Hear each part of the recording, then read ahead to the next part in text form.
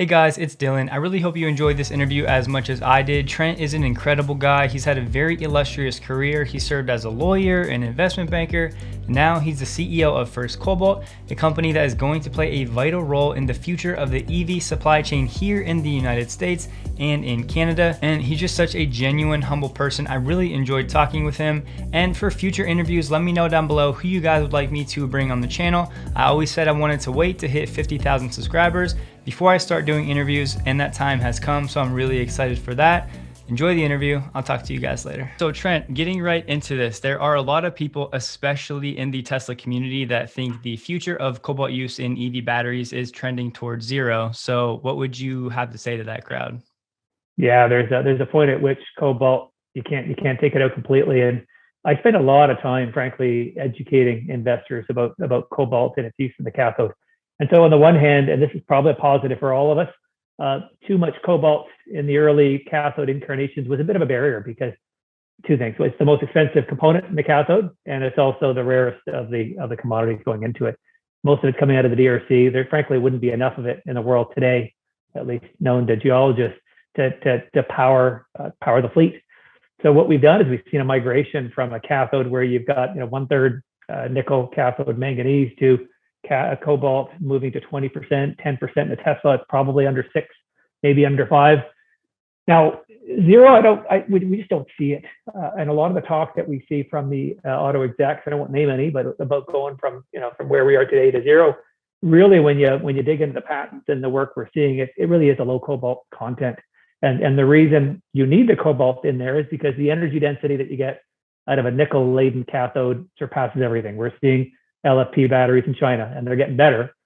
But on a mass to energy basis, you're still only getting half the range from the lithium iron phosphate or the LFP battery technology that BYD and others use to the nickel rich. And the nickel rich cathode, though, you still need that cobalt. Why? Because there's a lot of energy density in the nickel, and it heats up the battery. And so to avoid thermal runaway fire, and to avoid a premature wear of the battery from dendrite buildup on the battery itself, cobalt plays a real vital role in just keeping that chemistry stable. And to that point, what do you see in terms of the difference between electric vehicles and then maybe battery grid storage for cobalt? Do you see any bifurcation or any differences going on there? Look, I'll declare it right now. I'm a huge Tesla fan and an Elon Musk fan. So I own a Tesla. I love the Powerwall. I love the experiment that he did in Australia.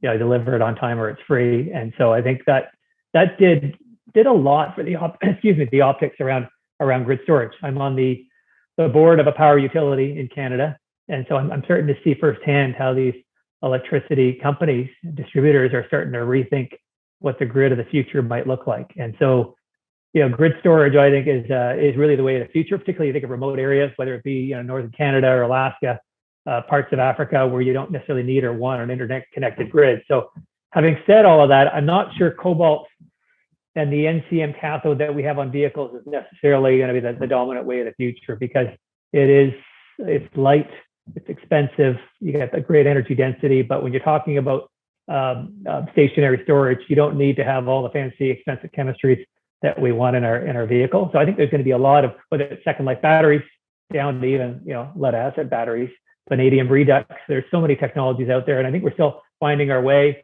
I think for you and I, if we want to put redundancies into our home by way of a battery, then you're back to that sort of power wall model. But I think the bigger utilities on a grid basis are going to be looking to something else.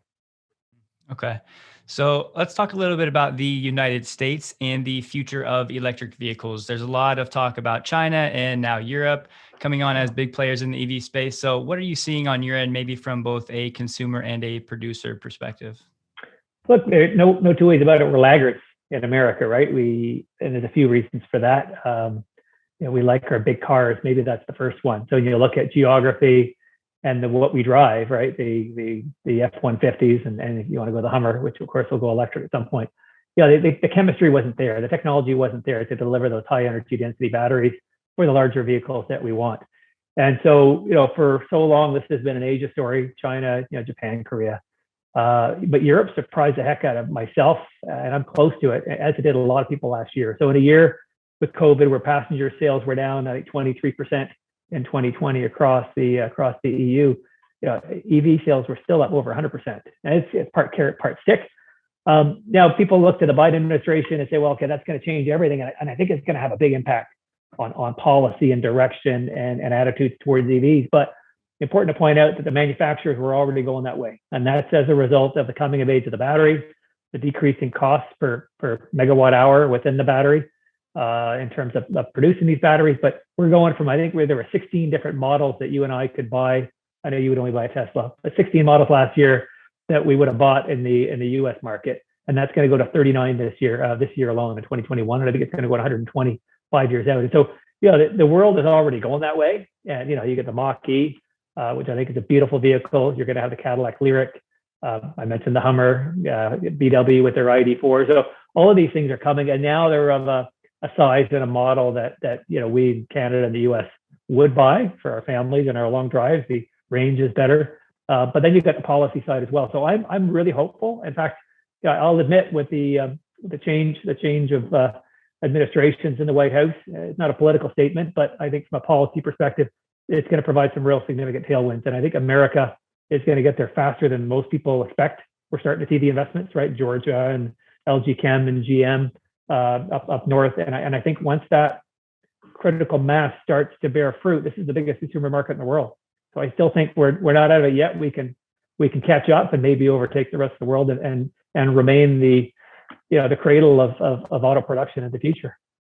I like the sentiment. And Trent, I have to ask, what are you driving currently? I'm driving the Model 3. We do have a big gas guzzling SUV. We got a BMW in the driveway to go to and from the cottage. That's my wife's car. But my kids and I have drunk the Kool-Aid. I love the drive of the 3. I do have I got to say I do have Henrik Fisker on my board as well. And so I'm looking at that ocean with great interest and curiosity to see what that looks like. But I'm just looking for options. I can't wait to see what comes out in the next 18 months. That'll drive our next purchase. Yeah, I think there's a lot of us on that boat for sure.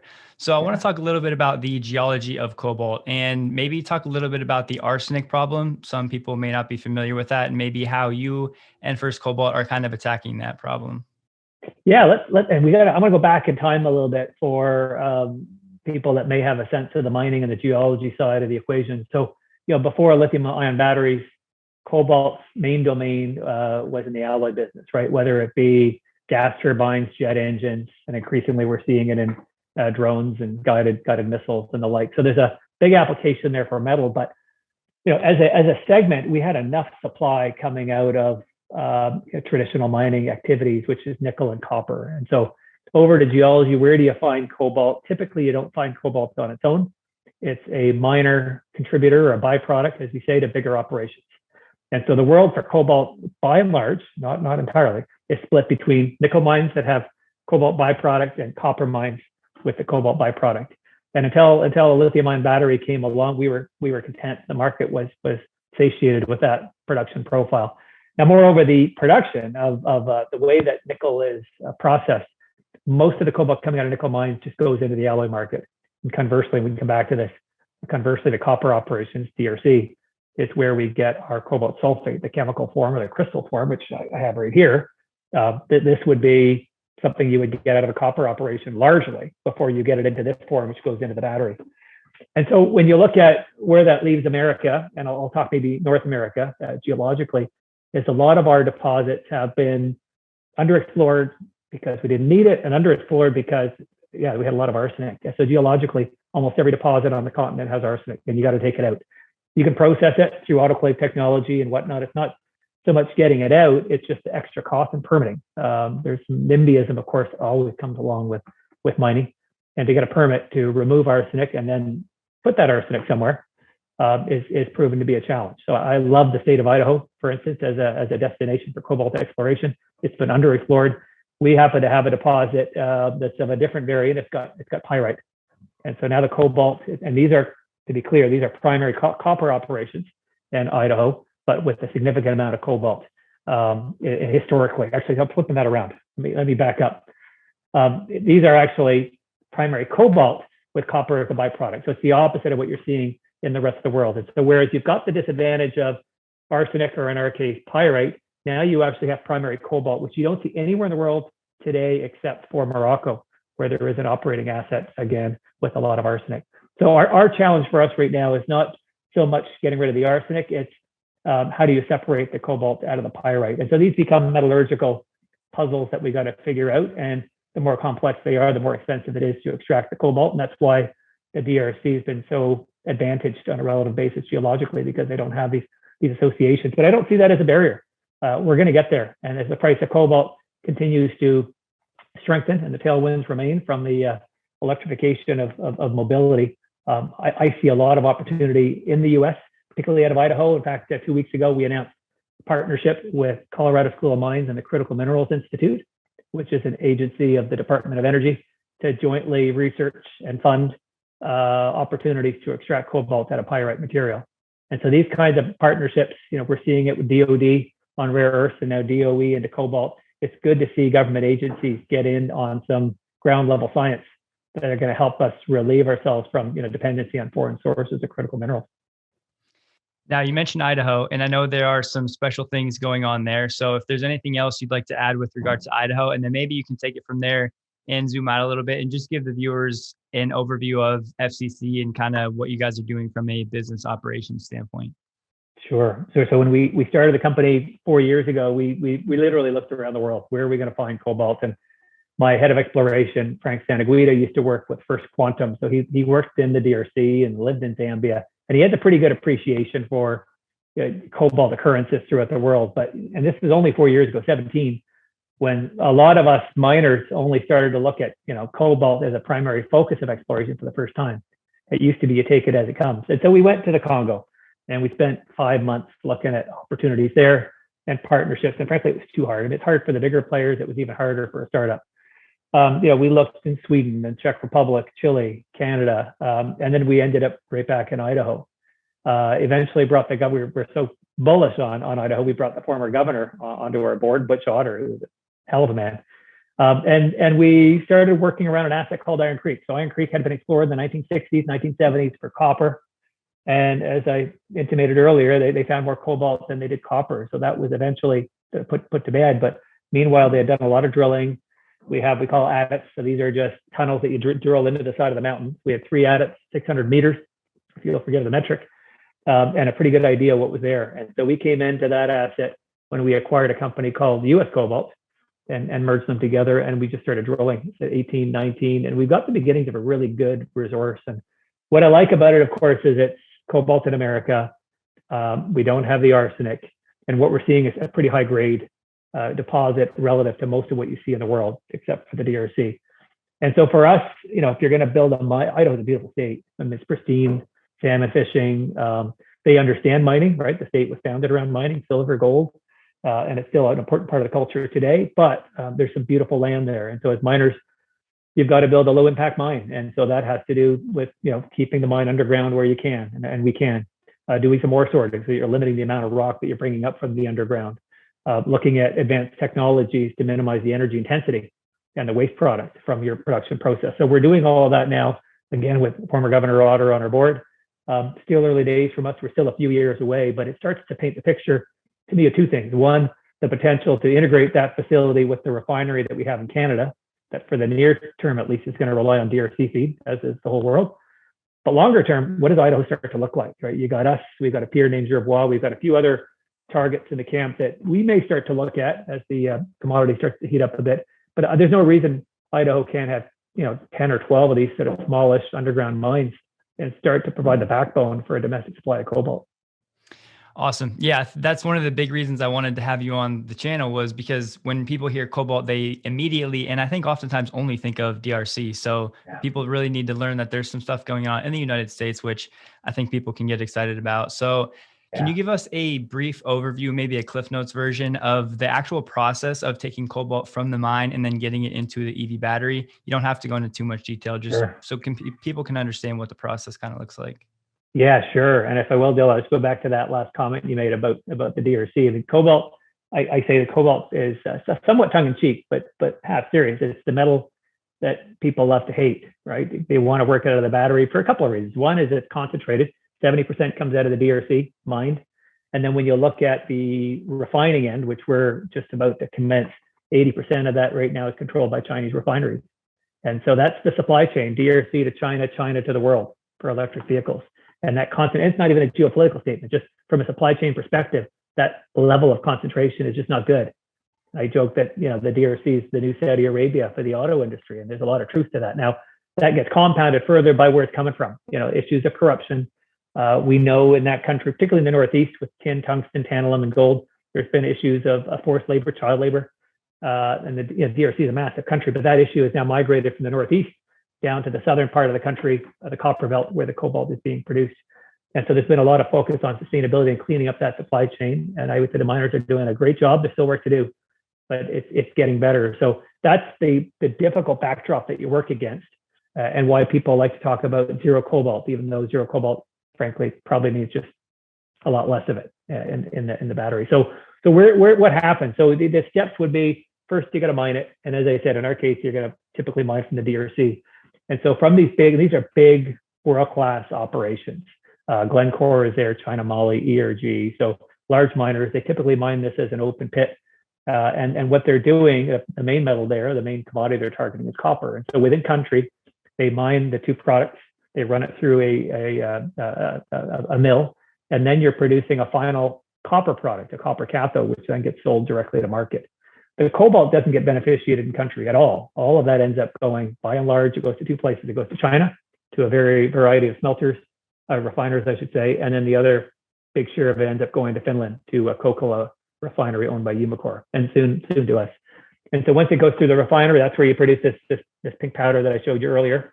So you take the cobalt out of the semi-processed intermediate product, which we call a cobalt hydroxide, and then you turn it into a cobalt sulfate. And once you have that cobalt sulfate, the next step is to make it into a precursor. So you're mixing it in with a nickel product to start to build that NCM, that nickel, cobalt, manganese cathode that dominates our industry, certainly dominates the Western world, or the NCA, nickel, cobalt, aluminum, which is the Tesla variation on a theme, on the high energy density.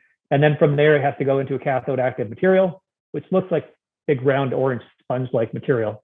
And then that's what goes into the battery cell, which is its own step. And in the battery cell, all these individual little cells that well go into the battery pack, which then goes into the EV assembly. And it's interesting for me to look at how the North America supply chain is developing, right? We've got a lot of assembly plants across the US.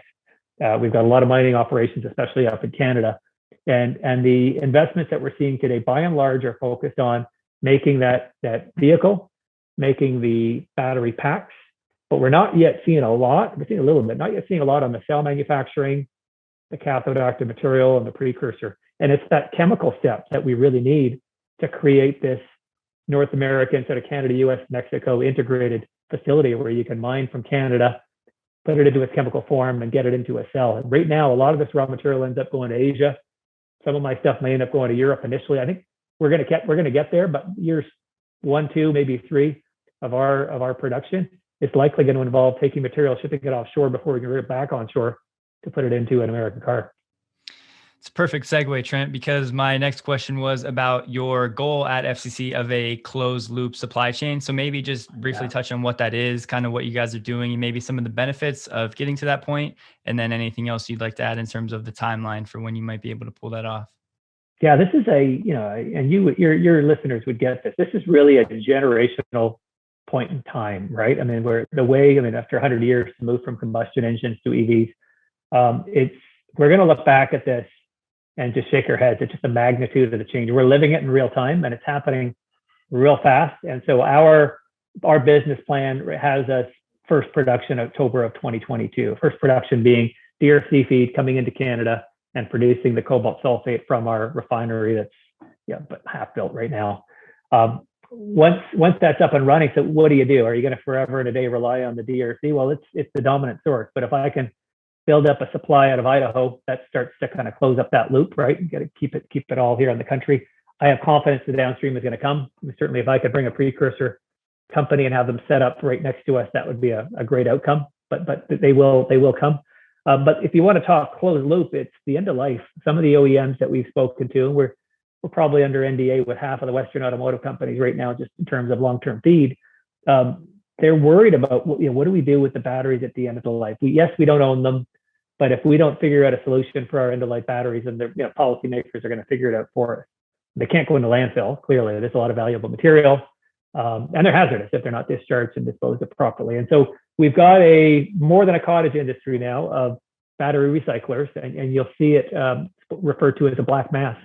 And so these are companies in the old days being 15 years ago, you would take your battery from a cell phone or a power tool, and you would throw it into a smelter, melt off the plastic that was going to go up a stack and recover what you can. Now we've gotten better in a lot of ways. The batteries now, what they do is they get aggregated in these regional warehouses where the plastic casings get taken off, so do the aluminum foils, and then the cathode gets crushed down into a powder, into a black powder. And that black powder needs to get processed. And our hydrometallurgical facility that we have in Canada is it's just a lot better for the environment, because you're taking that entire mass and you're putting it into solution. And once that's in solution, you can start to recover the cobalt and the nickel and the manganese and maybe the lithium and graphite, and start to beneficiate all that. So, the traditional route has been a pyro facility where you're heating it.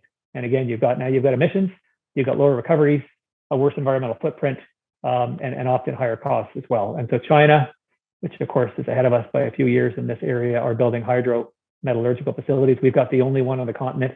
And so our opportunity that we see is to quickly move into the black mass space, while we're still but there's not a lot of EVs coming off the market, right? It's still a lot of consumer electronics, but it's a great learning ground. We will have a $200 million plant already up and running. And so for us to add incrementally 10 tons a day of black mass is a great way to back into it. Now, at that point, of course, First Cobalt is now First Battery Materials, right? We're recovering hopefully a lot more than just cobalt. We'll certainly get the nickel and the copper. But that's the closed loop that I really aspire to. Get your primary feeds, because recycling is not going to get you there alone. But if we could be the go-to name for recycling in North America, now there are other players. You've interviewed Redwood, I know in your show, and I'm sure you know the landscape. But it's a growing ecosystem that we really desperately want to be a part of, because it plays into our ESG story that we're quite proud of. Are there any other players in the United States that are working on similar things as you guys? I know you mentioned Redwood, but is there anybody else? Yeah, I mean, certainly in the black mass area, there's a great company called Retrieve, private company. They've got facilities across the U.S. Li-Cycle recently did a SPAC transaction. Now, Li-Cycle, they do the black mass, and they've got, I don't want to misspeak here, probably a little more than a pilot scale plant that actually does the hydrometallurgical piece. And through the SPAC transaction, they basically, their ambition is to build a facility very much like ours and get themselves into the hydromet plant. Frankly, I think there's room for a lot of us. The advantage you have in a plant like ours, it's always the permitting. Yeah, capitally, absolutely. But to permit a plant like that could take years.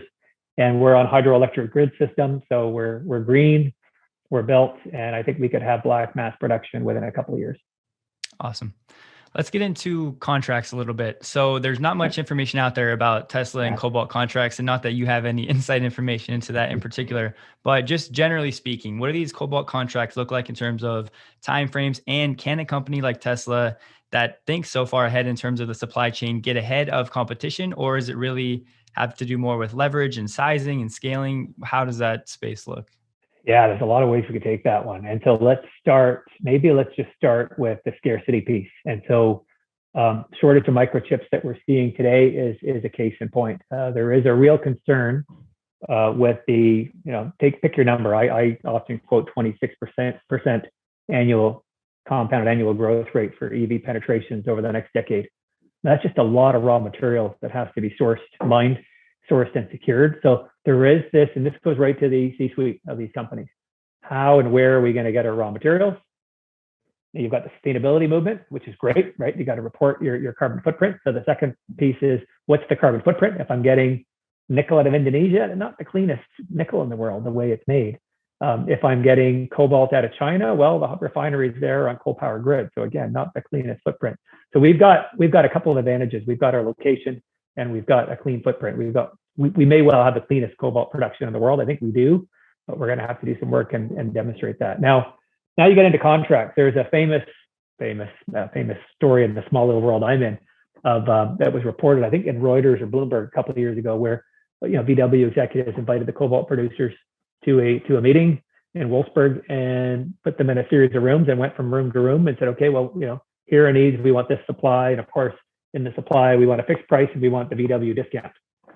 And to which the traders said, what's the VW discount? And they said, well, we're Volkswagen, so you're going to benefit from that. So we expect, some favorable pricing. Now, I'm sure folklore has probably taken this on to a new level, but I think the point being there is that when the company walked away from those negotiations, they didn't have a cobalt contract locked up.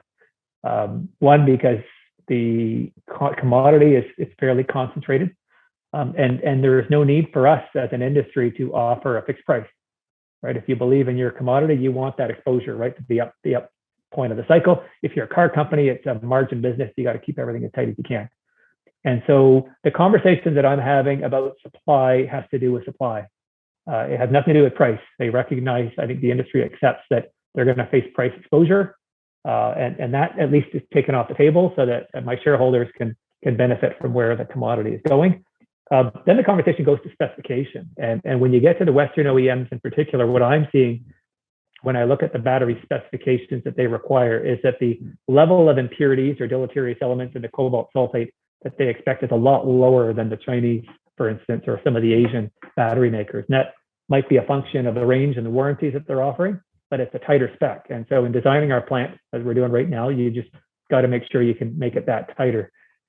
Then I've got the disadvantage of the chicken and egg, right? I'm trying to sell a product that I'm not yet making. And so there is a lot of interest in, hey, this is Canadian, it's green. We're a heck of a lot closer to Europe than our Asian counterparts, Korea, China, Japan. So there's a lot of interest there, but we don't yet have a commercial spec that they could test in their batteries. And so you've got this typically going back 2 or 3 years, you would have this qualification process. You get your plant, get it up and running, send us material, and we'll let you know over the next 3, 5, 6, 8, 10 months whether we'll accept it in the battery. But we're moving away from that because of this scarcity of supply and this concern of locking things down. So yeah, those are kind of a laundry list of issues. They're long negotiations, I will tell you that, because invariably, if you're talking to a raw materials person, they're not in the C-suite. These are big organizations with a lot of layers of management, so it does take a little while for decisions to be made. I'm sure in your day-to-day, you can make them 1,000 times faster than anyone at an OEM. And not a criticism; it's just a reality. So we're kind of grinding our way through. We've got a metal trader. We've got several of them that would buy our products all day long. And so we do have a backstop arrangement with the group out of London. They will buy 100% of our production, no questions asked, because they'll find a home for it. So to me, that's at least my financial security, that I've got 5 years of feed from Glencore and CMOC providing us feed. I've got 5 years of a trader contract willing to take 100%, but that's at our election. So now I got to sort of chip away at that. And my hope is that what you will see from First Cobalt over the next, 6 to 12 months anyway, is 2 or 3 cornerstone relationships with end users, be they OEMs or battery makers, that will allow this company to take off and enjoy a strategic relationship rather than just one with the trader. Right. Well, we're all rooting for you, number one. But in terms of those contracts, are, generally speaking, at least, are most of them fixed in price over the term of the contract, or are most of them variable, like just fluctuating with the spot price? All variable. And so they're looking for long-term supply. They want stability, whether it be 2,000 tons, 3,000 tons a year of cobalt. We're producing 5,000 tons of cobalt per year of cobalt content. In the sulfate, it's 25,000 tons of sulfate, given the hydroxide and other materials that are in there. So we've got processes where a single user could buy 20-30% of our annual production. They want to lock in that supply over time, and then sometimes with even a renewal period, a 5-year contract, and maybe an option to renew thereafter. Now, pricing, it is a small market, but pricing is fairly transparent insofar as that there is a readily available quote. It's a subscription-based group, formerly Metals Bulletin, now called Fast Markets. And so on any given day or any given week, you can actually see what the quoted price is for the feedstock, the cobalt hydroxide, as well as the final product, the cobalt sulfate. Now, is it prone to movement? Yes, because there aren't a ton of players in there. I won't say manipulation, because it doesn't matter to me if I'm buying and selling all day long, all year long. I'm going to get the variations, but it can move a little bit wildly over a term. But I think it's a pretty transparent mechanism for OEM consumers to get comfortable with what they're buying and what they're buying it at. Got it. So let's talk about the DRC a little bit. Now, we could have conversations for hours about this, but what sticks out to you, and kind of what would you want to say to the audience when it comes to the DRC and that part of the supply chain? Is there any good operation over there? I Mm. know it's going to be a huge part of the supply chain, but kind of take it wherever you want to go with this one. Yeah, I mean, I got a soft spot for Africa. I haven't spent a lot of time over there, but it's a beautiful country, beautiful people, and there's a lot of issues with corruption, of course, in the government levels. And I'm not just talking about DRC. Just pick a country, pick one of many countries. Spent some time in South Africa. I love the country. Now, when you look at just the nature of the governance systems there, there is no welfare state to speak of. And so then you go to mining, right? If you can dig a hole outside your village with your family or with the village on a communal basis, then that often is the difference between life and death, between feeding your family and not. And you see that with small gold operations in Latin America and elsewhere around the world. So you're not going to get rid of artisanal mining. The question is, can you do it better? Can you do it in a regulated fashion? But that by far is not the primary means by which cobalt is mined in the DRC. I've seen numbers. Is it 20%? Is it 30%? It's a lot. But the operations that we're dealing with, whether it be China Moly or Glencore, for instance, these are big, world-class commercial operations. They're working in a tough environment. But having myself worked at bigger companies, Barrick Gold, we had 26 mines all over the world. You take your corporate standards and your ethics and your health and safety and environmental compliance standards, you take those same standards from operation to operation. Glencore, case in point, they don't compromise because it's in the DRC. Now, easy for me to say that from this side of the world. You've got to go there and inspect it yourself. I think since the big, I'll call it the blow up late 2017, where Sky News and the Telegraph in London did a great expose on issues of abuses in some of these artisanal mines.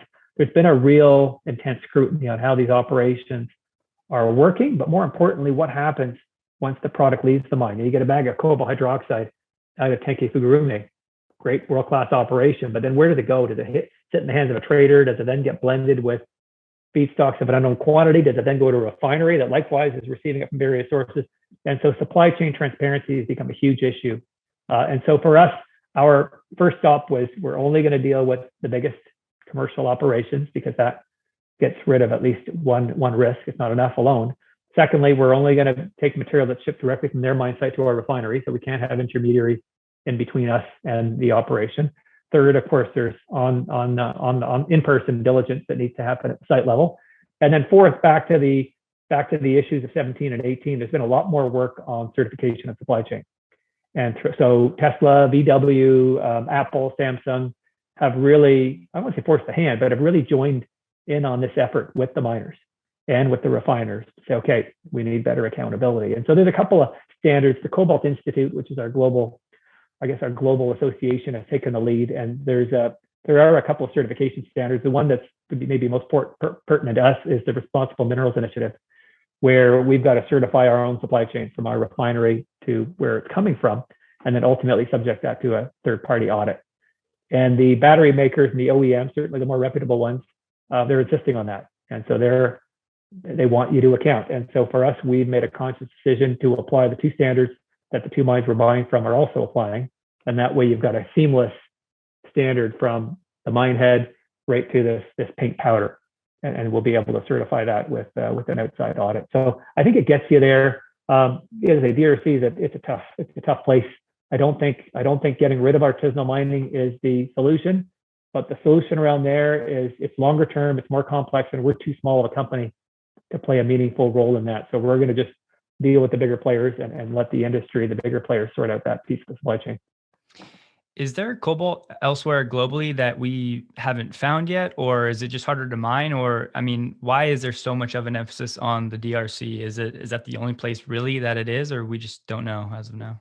Yeah, I think it's a yes and yes to all that. I think there are more cobalt occurrences worldwide. I'll go to Chile, for example. We look at a company called Capstone. They've got a copper deposit. They know they got cobalt. And now all of a sudden they're looking at it. Hey, maybe we can recover this. And the challenge is, I mentioned earlier, the pyrite, the arsenic, it's just technological. Hey, we figured out batteries. We can figure out mineral processing. We can figure out better ways of getting cobalt that's encapsulated into the other minerals out and beneficiated. And so the DRC, it's just easier to liberate. And so it's been the low-lying fruit. I think there is a push aside, like our work with the DOE. I'm pretty hopeful. I think 5 years from now, we'll have better answers. There's cobalt in Australia. There's cobalt in parts of Europe. So I think it's there. We got cobalt in Canada as well. Some very high grade occurrences. Not a lot of tons yet, but I think the challenge you have is exploration by and large for mineral deposits tends to happen by junior mining companies that are cash limited, right? They don't have cash flow. And so you tend to explore when the cycle is hot and you stop when the cycle is not. And so you go through this sort of boom bust period. And we are well into, I think, a revival of the cobalt market. It's been 2 years where the cobalt price was fairly low. We had a run up earlier this year to $25 a pound on the cobalt price. The metal's still sitting at 20 or 21. That's a healthy environment. So I expect to see a lot. And again, mark my words, Idaho. Watch us in Idaho. I think that's going to figure prominently in the future of America. And it's not just us. I would anticipate we've got several mines there. Just got time, money, and technology. Do you see any supply shortages, any issues over the next decade with the growth of EVs and everything that requires cobalt? In your professional opinion, do you think there's going to be issues? I mean, is this something that more people should be thinking about? I mean, certainly if you look at the trajectory we're on today, absolutely. I absolutely see a shortage. Now, I guess necessity creates opportunity. And so I don't think we're going to stay on this path, right? Supply demand, basic supply demand. Any economic model will tell you that when you got a mismatch, other forces come in to put things into balance. And so that's why I think we're seeing this 100-day review with the Biden administration of critical minerals and supply chain dependencies. That's why some of the bigger agencies in America are starting to look at it. Is you've got players like Senator Murkowski, who have been banging the table now for years. We've got third-party consultancies saying, watch out, you're in trouble. It's an arms race and we're losing. So I think the early indications are there. It just, there's a couple of things. It takes time, right? From discovery to production, absent wartime, 7-10 years or more. Now, wartime, we could probably do it in 2, right? I mean, I think, when you need to do something, you'll find a way to get there. So there's that piece. And the other piece, we really, as a society, have to get our mind around is if you want a clean future, if you want clean energy, if you want to hit the targets in the Paris Accord or just breathe clean air in LA, you have to have mining, right? There's no panacea here. You can't say we don't want mining in our backyard, but we don't want combustion engines. If you're going to replace fossil fuels, well, guess what? It takes minerals. The minerals come out of the ground. And that's the bigger challenge we have in the Western world, Europe, America, is this I guess it is an anti-mining sentiment. Now, is there a reason for that? Sure. You look back 30, 40 years, there are some egregious examples in America, Superfund sites going back 100 years that are still there today, mercury and all kinds of godforsaken elements, littering the countryside. But that's not the mining of today. And we've got to, confront that legacy, confront that history, but also recognize that the corporate social responsibility standards of today are not what they were 50 years ago. And that's not how we're going to mine into tomorrow. And so I don't know how you get past that, but because, unless you're going to live in a cave, we've got to reconcile this as a society in order to welcome opportunities, not just for cobalt, it's lithium in America, it's nickel in America, it's copper. We've got it all here. We just got to have the willpower to deal with the regulatory agencies and not take 7 years to permit things. And I hope this doesn't sound as a criticism. This is more an observation. And I could say the same thing all across Europe, all across all kinds of countries, frankly. But it saddens me a little bit to see this whole debate going on, knowing we've got the answers here in our own backyard, rare earths as well. We could do a lot with our own resources if we just work together more collaboratively. So to that point of 7 to 10 years for a mine to come online, question number 1 would be, why does it take so long? I know many of my viewers always ask that same question. And then as a second part to that, I think a lot of people would say Tesla thinks in terms of first principles and them getting into the mining industry, they're going to be able to do things in a year or drastically cut down that time for something that's been going on for decades. So why does it take so long? And I mean, is that a possibility from a first principle standpoint, or is this always going to take years and years? Yeah, you could definitely shorten it. So I guess I'd point to three things. One is just what I just mentioned, the permitting regime, right? If we had a greater sense of urgency on the permit, you got not shortcuts. We got to do everything right. You've got to worry about a species at risk. You got to worry about water quality, and you got to make sure that what you're doing is not going to contaminate the natural environment. So that obviously matters. The other is where you are in the cycle, right? Are you at a point in time where the commodity is strong and where a corporate leadership team and its investors see a money-making opportunity, right? It's no different than oil and gas, right? You got good times and bad times. So you're not going to explore in trough periods. And then the third, somewhat related, is just the capital. When I started my career in mining 20 years ago, the bigger mining companies did do a lot of exploration. So you would take your profits from your mining assets, your operating assets, and you'd put that back in the ground to discover new ones. It's just become easier for these companies, rather than fund 100 projects as we did, is to just wait for the smaller companies to just chip away. And when it starts to get interesting, you buy the one rather than fund the 100. And so we've had a migration away from bigger companies funding these things to junior companies trying to raise $1 million at a time to go and do drilling. Well, drilling's expensive. So that the formation of capital is another challenge. And in a case like critical minerals, I don't know what the answer is. I'm not sure the government should be throwing money at it, but there are incentive programs for investors. There's one in Canada. We call it a flow-through regime, where the tax expenses of a mining company could get written off by the individual investor. And so there's an efficiency there where the tax losses are going where they're needed rather than sitting where they're not. And it allows, we had discoveries in some big Canadian mines that done that way, with the acceleration of the discovery curve really picks up. So I think those three things combined, you could take that 7 to 10 years easily under 5. Iron Creek, we've got patents, so we're on private land. We've got a historic resource and add it. So we're on a much shorter cycle. We could be in production in 4 to 5 years. I would say 5, but we could shorten that if the incentives were there for us. So we've been quiet on our own asset while we worked in the refinery. We're back at it this summer, and I think you'll start to hear a lot more about our asset and about the state through the course of 2021. Awesome. Yeah, we'll all be listening. So there's a buzzword in the industry now and investing in general, ESG. So why don't you tell us a little bit about what that is, and then how you guys at FCC are thinking about that? Yeah, and I don't want to keep drawing attention to my gray hair, but when I started, it was CSR, right? Corporate social responsibility. It was health and safety. It was environment. ESG just takes it all to a whole new level. We often forget about the S and the G, the social and the governance, and we focus on the environment, as do I. But it's this accountability that, and I think that's consumer driven, right? I think it is millennials. It's the younger generations that are driving accountability by consumer good brands, like a consumer brands. I'm sorry, to account, whether it be where is Nike making its running shoes, what factory and what labor practices are they employing, to Tesla, what's the carbon footprint of your vehicle?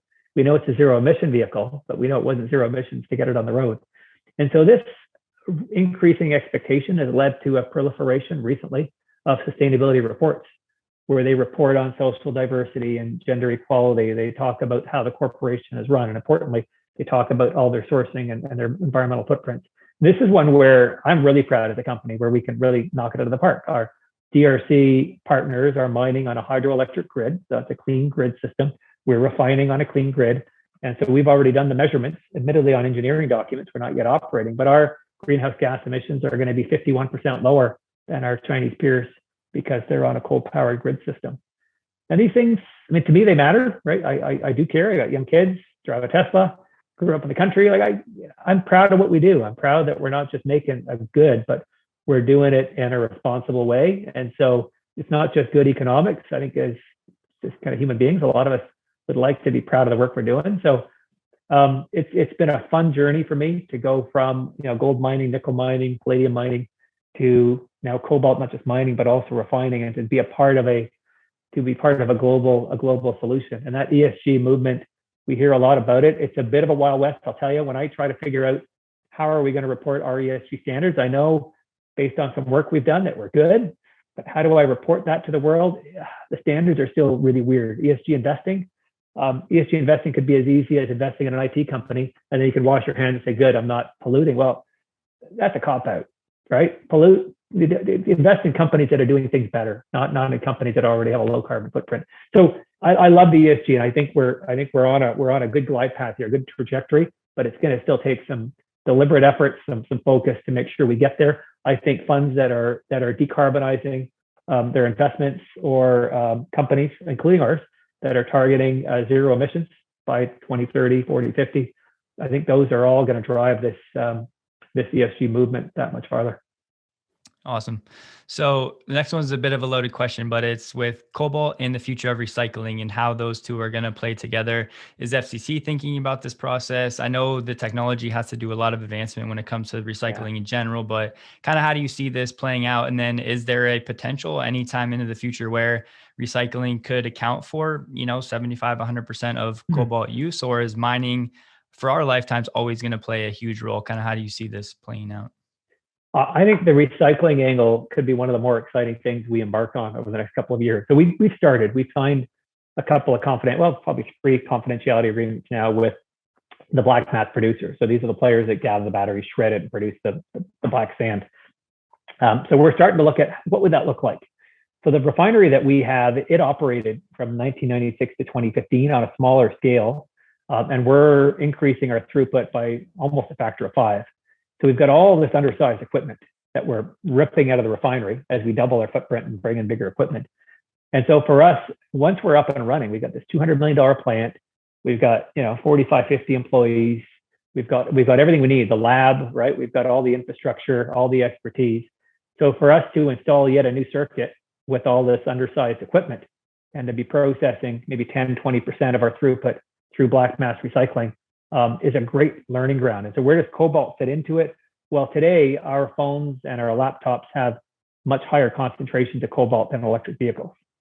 And I think that, I know that on a per ton basis, you get a lot more revenue for cobalt content than you do nickel or anything else. And so it's not a bad playground where you don't have a lot of tons, but the tons you do have very high margin for you to kind of figure out how it's going to work. And we're getting better, but as you alluded to, Dylan, like, what are you getting out of it? We know we'll get the cobalt out. We know we can get the nickel. We know we can get the copper.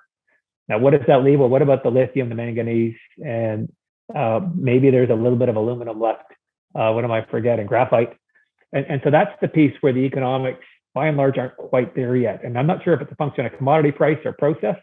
We've got to get into this a little bit further. But ideally, if you're going to recycle the battery, recycle the whole battery.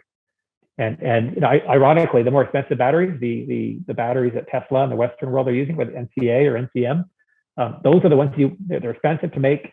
Yes, they have cobalt, but the incentive to recycle them is strong as well, given the value of the material. If you contrast that to the low-end batteries, the LFP batteries that we see in China primarily, there's nothing in there to recycle. So you're better off. Better off. There's no incentive to do anything other than throw them in a landfill, which is kind of perverse. Now, where do you get to? The recycling market's still pretty small, right? With the penetration rates of EVs today, I don't know, the car is going to be out there 8-10 years before it comes off the road, hopefully. So we see a nice curve, but we're still 5 years out from any volume.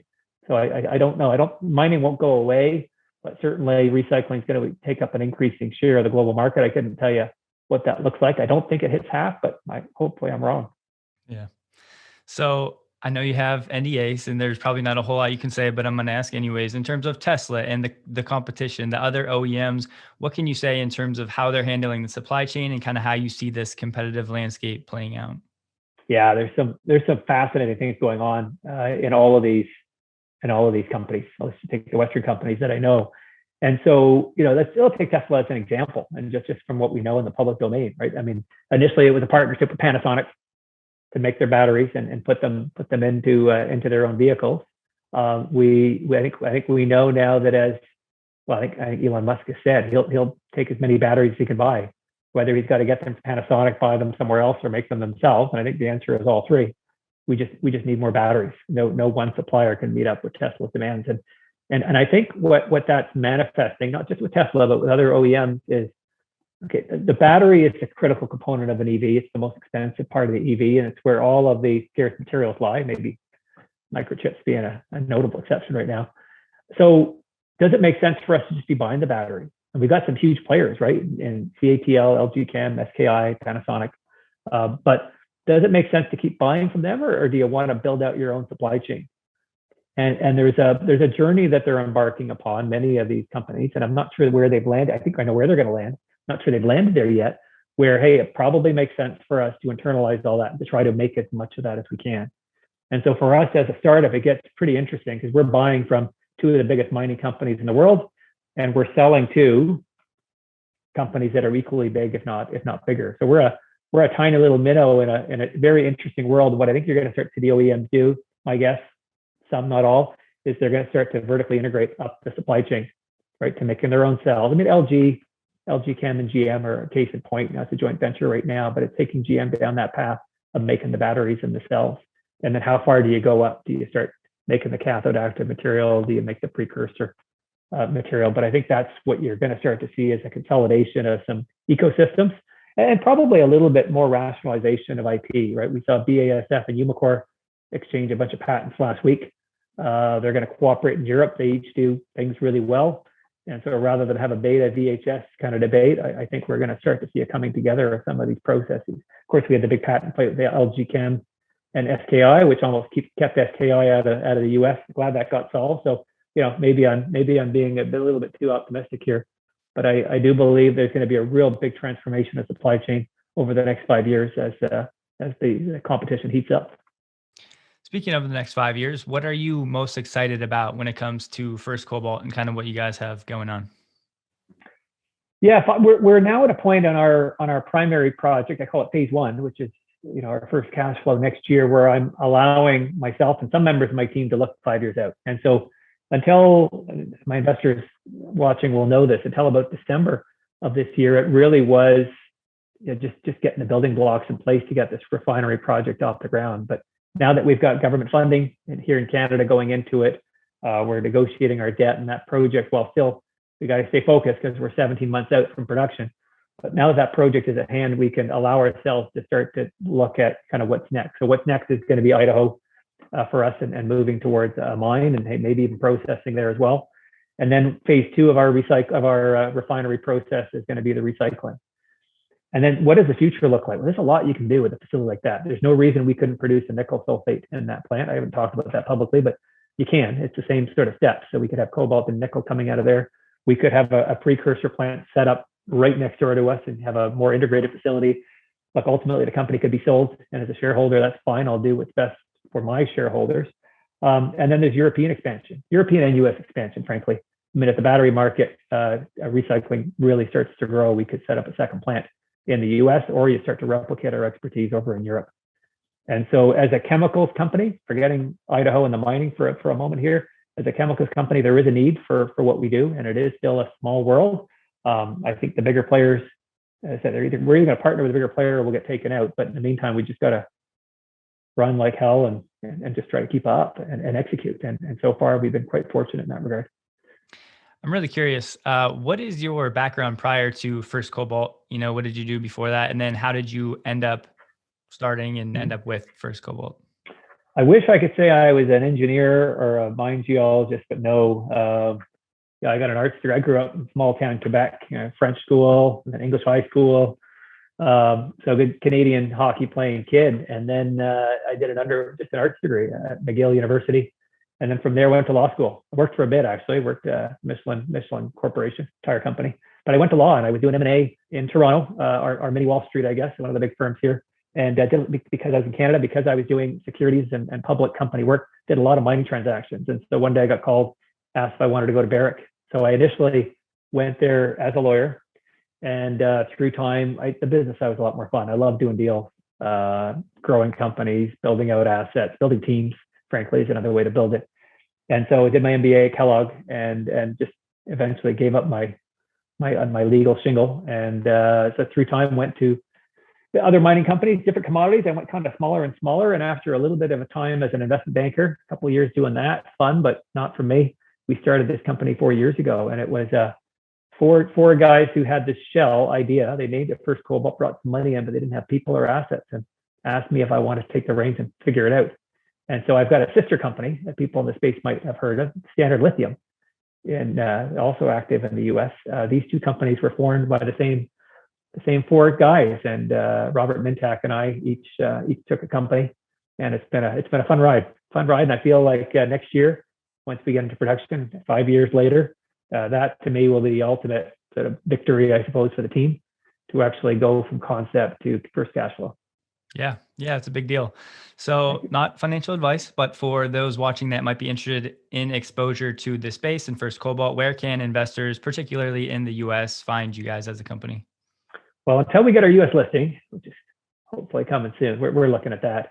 We're listed on the Toronto Stock Exchange, the Venture Exchange, under FCC, but we're also listed on the OTCQX. FTSSF would be our ticker there. I think this story is as much about the U.S. as it is Canada. Frankly, that's the market we're targeting. So we'll have to get a U.S. listing here at some point soon. Half our board is American, but that's where we are for now. And I would love to pick up a few followers. Just put us on your screen. It's gonna be a fun ride. Yep, I'll have your Twitter and anything else linked for you for sure. And random question, but what is the best book that you have ever read? Wow. So we talk about mining. There was the one about the Chilean miners that got buried deep down dark. That's a few years old. But Phil Knight's book, Nike. This is actually I only read it. About 3 months ago. But Shoe Dog, the story of Nike is fascinating. And then you look at the chapter that goes year by year, and you're like, really? I'm going to read 1 year of your life at a time? Fascinating story of entrepreneurship. And frankly, what I liked about that story is it shows you how when you're starting a business, it's not that these guys are brilliant. Not often they are. It's just the determination, right? Peter Monk, founder of Barrick, he said the difference between success and wild success is luck, right? You build your team, you work hard, but you take your luck, you make your luck along the way. And Phil Knight's book, I think, really underlined that for me as well, is that in starting a company, take your luck, make your luck, work hard, and hopefully it'll all come together. Is there any one habit that you found to help you be particularly persistent or successful, or to kind of help get you where you are today? Any one thing that you've implemented? Yeah, two things.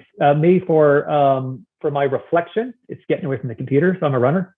I love my runs. And often I don't even think about work, but it's the headspace. Sometimes I do, but I find I have some of my best thoughts when I'm not at a desk. And then the second is just my leadership style. I'm a big believer that a good leader has to show a healthy dose of humility.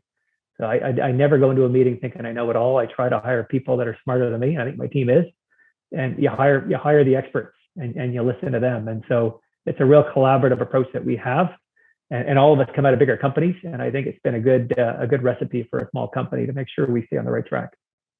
Awesome. So, any closing thoughts for the viewers?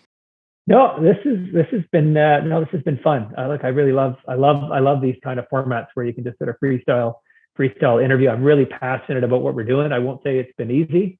I think we've got an exciting future ahead of us, but then that extends beyond First Cobalt. I think we're in it. As a generational change here, and I'm just proud to be a part of something that I think is going to be lasting. Right? We're not just making widgets. And I'm proud as a dad. I'm proud my kids love what I'm doing. They love the EV world, and I'd love to reconnect with you in a year or two and see where we are, because I think it's going to be a pretty different world. Yeah, he beat me to it. I was thinking the same thing. Absolutely. We will definitely be following you. And Trent, I honestly really appreciate the time. I think this is going to be very valuable for everybody watching. So I can't thank you enough. And I hope to stay in touch, and we'll talk again soon. My pleasure. Thanks, Dylan. You take care. You too, Trent.